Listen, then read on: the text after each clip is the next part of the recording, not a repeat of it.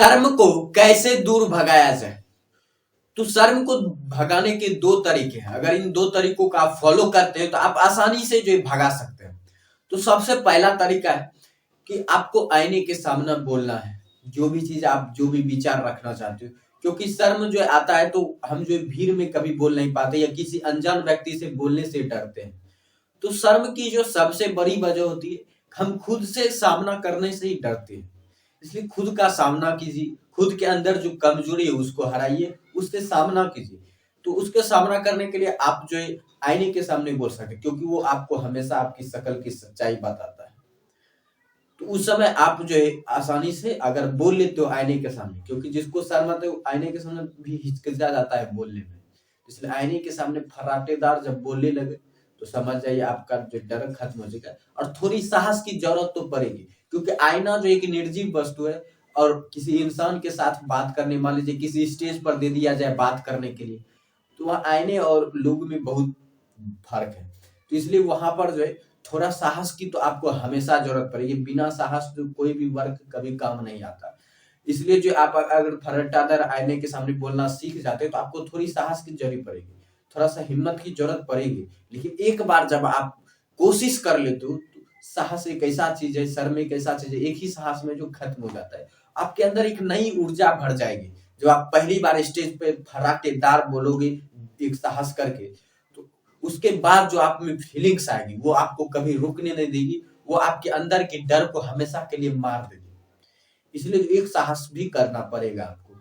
दूसरा है कि दूसरी जो सबसे बड़ी चीज है कि हम जो है शर्म सबसे पहले अजनबी लोगों से बात करने में डरते हैं।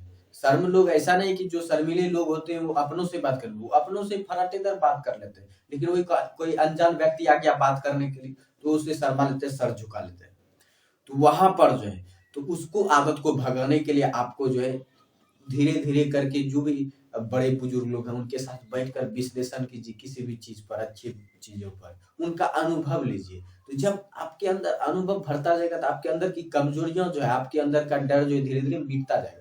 इसी तरह दो चार लोगों के साथ बैठिए, वहां पर कुछ हिम्मत कीजिए। थोड़ा सा साहस तो आपको हर चीज में करना पड़ेगा। थोड़ा सा हिम्मत कीजिए, अपना कुछ विचार रखिए, वो भी अपना अनुभव देंगे।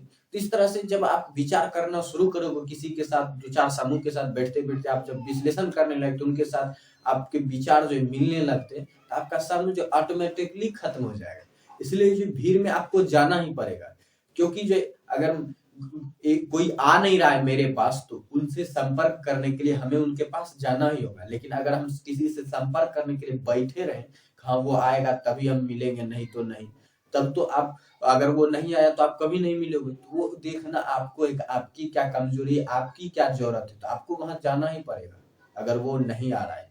इसलिए भीड़ अगर आपके पास नहीं आ रहा तो आप जाइए भीड़ के पास, उनसे विचार विमर्श करिए। तो आपकी ऑटोमेटिकली जो शर्म खत्म हो जाएगी जैसे ही भीड़ से टक्कर हो। बस एक ही कोशिश की जरूरत होती है, आप एक बार ट्राई करके देखिए। बस एक बार आप अगर कोशिश करने में सफल हो, एक बार कोशिश करके, एक बार हिम्मत करके किसी स्टेज पर बोल लीजिए, उसके बाद जो आप में फीलिंग्स आएगी ना वो आपको पूरा डर ही खत्म कर देगी। इसलिए आपको दोबारा फिर कोशिश करने की जरूरत ही नहीं पड़ेगी। उसके बाद जो हिम्मत आएगी तो वो आपका जो है वो हिम्मत आपकी लाइफ का चेंजेस पॉइंट बन जाएगा, टर्निंग पॉइंट बन जाएगा आपके लाइफ का। तो वीडियो अच्छा लगे तो लाइक कीजिए, चैनल को सब्सक्राइब कीजिए, दोस्तों में शेयर जरूर कीजिए, क्योंकि यहाँ मिलता है आपको सबसे अलग और सबसे बेहतर कंटेंट।